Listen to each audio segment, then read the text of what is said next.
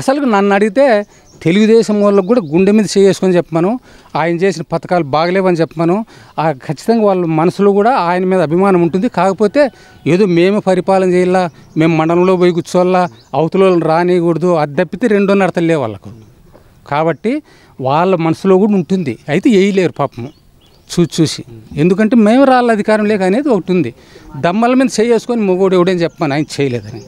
ఎక్కడే చీనా చెట్లకేమి, కందులకేమి, ఎన్ని వస్తాండే ఏమి కథ, రైతులకు అన్నీ బాగుండాలి. సామాన్యుడు కూడా మహాజ్ఞాని అయినాడు. ఆయన చదువు చెప్పించినాడు. ఎవరయ్యా ప్రభుత్వం వాళ్ళు ఐక్యరాజ్య సమితికి 10 మంది ఆడపిల్లలను పంపించినాడంటే ఏం సామాన్యమైన పని. అది మన దేశంలో మన రాష్ట్రంలో చదువు ఎట్లుంది ఏమి కథ అక్కడ వినిపించి వచ్చినారు మన వాళ్ళు. ఈ పొద్దు స్కూల్ లేకపోతే హరిజనుల పిల్లలు వీళ్ళంతా ఓసీలంతా కాన్వెంట్లు చదివిస్తుంటే హరిజనుల పిల్లలు సూట్లు బూట్లు వాళ్ళ కుర్చీలు టేబుల్ ఎట్లుండే చూడము ఉత్సాహంగా ఉన్నారు. ఎందుకు వేస్తారు వాళ్ళకు? ఏమంటే వాళ్ళు బెదిరించి వేయమంటారు అనుకో, వాళ్ళ సెలవులను బెదిరిస్తారనుకో. కాకపోతే ఊన్లే అంటారు, వాళ్ళు చేసే పని వాళ్ళు చేస్తారు వాళ్ళు. అది మాత్రం ఖాయం. ఎవరన్నా కానీ పాలిచ్చి ఆవును కట్టేసుకుంటారు కదా, తన్ని ఆవును కట్టేసుకోరు కదా. చంద్రబాబు నాయుడు కూడా అదే చెప్తా ఉన్నాడు కదా, మరి పాలిచ్చి గేదెను వేసి తన్నే. అది కరెక్టే, ఆయన చెప్పుకున్నాడు, నేను తన్నే గేదెను నన్నేటి కూరినాయనే. ఇంకోటి మొన్న ఏదో టీవీలో చూపించరే 14 నుంచి 19 వరకు మన వ్యవస్థ ఎత్తుందంటే బాదుడే అని. అంటే మందేంది లేదు అనేది ఆయన మనసులో ఉంది, చెప్పేసినాడు. మరి సొంత చెల్లెలు ఇప్పుడు విమర్శలు చేస్తూ ఉంది కదా షర్మిలమ్మ. అందుకే నేను మీటింగ్లో చంద్రబాబు రెడ్డి మైక్ తీసుకొని జగన్ ఏం చేసినాడు పబ్లిక్గా చెప్పేస్తే అక్కడ ఉండే షర్మిలమ్మ దగ్గర కూర్చున్న వాళ్ళంతా జై జగన్ అన్నారు. ఎవరు లేరు షర్మిలమ్మ మనుషులు. షర్మిలమ్మ రాజశేఖర రెడ్డి కూతురు అని, జగన్మోహన్ రెడ్డికి చెల్లెలని ఏమనిలే. లేకుంటే ఆమెను ఓడుపులాడదురు, ఊరిని గౌరవం ఇచ్చినారు, మీటింగులు పోతారు అంతే. ఓటు మాత్రం ఆమెకు కూడా వేయరు. ఎట్లేస్తారు? ఏం చేసినది? కాంగ్రెస్ అడ్డంగా సీల్చేసింది రాష్ట్రాన్ని ఈ చంద్రబాబు నాయుడు లేక వల్ల. చీల్చింది, ప్రత్యేక హోదాయిలే ఏమీలే, నాశనం చేసి ప్రత్యేక ప్యాకేజ్ అన్నాడు. మోడీని అన్నాడు కదా, ఏటీఎం తిరిగి లాక్కుంటున్నాడు అని లాక్కున్నాడు, తిన్నాడు. అయితే కోర్టులను జడ్జీలను మొత్తం అందరినీ మేనేజ్ చేసుకుంటాడు అతను. మహామేధావి, సామాన్యుడేం కాదు. తీసేసి దాంట్లో తీసేసేకి లేదు. ఎందుకంటే నేను ఎన్నో పురాణాలు చదివినాను, రాక్షసులు ఎంతోమంది రాక్షసుల పేర్లు చూసినాను. అసలు ఏ ఒక్క లక్షణం కూడా ఆయన వాళ్ళకుండే లక్షణాలన్నీ అతనికి ఉన్నాయి చంద్రబాబు నాయుడు. రాక్షస మొత్తం అంత ఇది ఉంది. ఎందుకు ఆయన అంత తాపత్రయపడుతున్నాడు? ప్రజలారా, నేను 14 ఏళ్ళు పరిపాలన చేసినా ఇంత మాత్రం చేయలేదు ఒక మాట చెప్పుకో. అప్పుడు ప్రజలందరూ ఇతనికి బుద్ధి వచ్చింది అనుకుంటారు. అప్పుడు కరెంటు తీగల మీద బట్టలు ఏరేసుకుని అన్నోడు మళ్ళీ 5 ఏళ్ళ తర్వాత 10 ఏళ్ళ తర్వాత నేను అవి చేస్తానంటే బుద్ధి వచ్చింది అనుకున్నారు. అమ్మాయి ఆ బుద్ధి లేదు, దోచుకోవడమే, బాదుడు ఏంది లేదు. పవన్ కళ్యాణ్ యాడు జుట్టు ఇరికించుకున్నాడు యాడు ఇరికించుకున్నాడు ఆ బల్జో లోట్ల కోసము. ఈ సినిమా పిచ్చి ఎక్కువ ఉంది, వీళ్ళందరూ నాకేస్తారని అతను అనుకుంటాడు. అంతా జనసేన వాళ్ళంతా ఇక్కడ బార్లు కడతాడు. ఇంకేడుంది పవన్ కళ్యాణ్. మొన్న ఎంతమందిని గెలిపించుకున్నాడు? ఒక్కడే. అవతల చిరంజీవి కన్నా 18 సీట్లు వచ్చినాయి. అతనికి ఏంటికి వచ్చినాయి? అతని పిచ్చి పట్టిందో ఏమో. అసలు రీజన్ నన్ను అడిగితే సినిమాలు తీసుకోవాలి, దీంట్లోకి రాకూడదు. అతని జ్ఞాని అయితే అజ్ఞాని అయినా పాపం ఏం చేస్తాడు, ఆడు ఇరికించుకున్నాడు. అది చెప్పే కాదు, ఎందుకు ఇరికించుకున్నాడేమో. అమరావతిలో 240 సీట్లు ఇచ్చినాడంట, ఇంకా లెక్కలు ఇస్తాడు. బయటకు వచ్చేది వాడు ఈడు సైకో.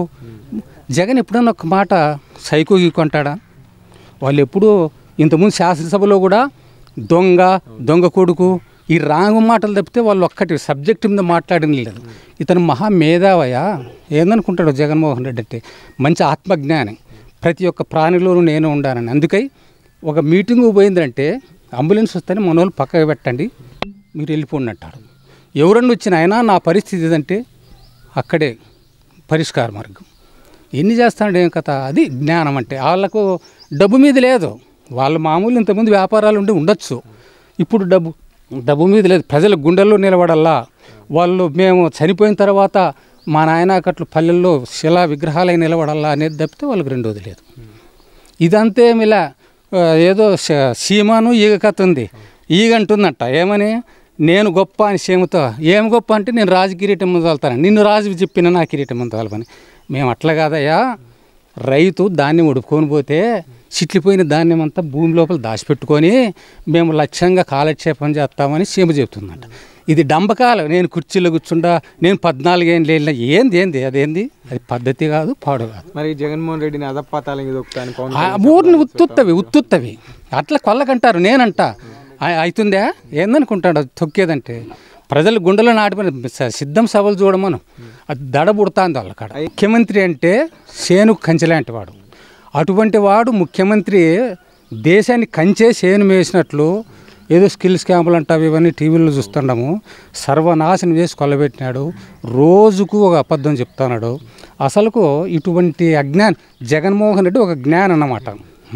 ప్రజలు బాగుండాలి. అతనేమంటాడు, నా రోడ్ల మీద తిరగద్దర్రి, నాకు ఓటు ఎందుకు వేయరు, మాదిగన వాళ్ళు ఎవరు పుట్టకూడదు, అది మాట్లాడేటువంటి పద్ధతి సరిగ్గా లేవు. అవన్నీ ఏంటో మాట్లాడుతున్నాడు. వాలంటీర్లను మాట్లాడినాడు, విచ్చలివిడిగా మాట్లాడినాడు. రాజు అలా ఉండకూడదు. సరైన జ్ఞానం అయితే అతను చంద్రబాబు నాయుడు ఏమనుకోవాలి, జగన్మోహన్ రెడ్డి బాగా చేసినాడు. ఇప్పుడు ప్రజల్లోకి వచ్చిన ఆయన, నేను 14 ఏళ్ళు పరిపాలన చేసినా సరిగా చేయలేదు. ఇప్పుడు నాకు బుద్ధి వచ్చింది జగన్మోహన్ రెడ్డి చూసి కనుక్కుంటాను. ఒకవేళ మీరు దయదలిస్తే నాకు వేయండి అని అనొచ్చు. కానీ ఏంది ఆయన చేసే పద్ధతులు సరిగ్గా ఎవరు నమ్మరు. మాకు పింఛను 8 నెలలు తిన్నారు మా జన్మభూమి కమిటీ. ఆయన ఇప్పుడు అధికారంలోకి వస్తానే 8 నెలలు దెంగి తిని మోసం చేసినారు. ఇప్పుడు ఎట్లా వస్తా ఉంది? ఇప్పుడు బాగా లక్షణంగా ఇంట్లో కూర్చుంటే వాళ్ళే పిలుస్తుంటారు. మేమే మర్చిపోతాండాం.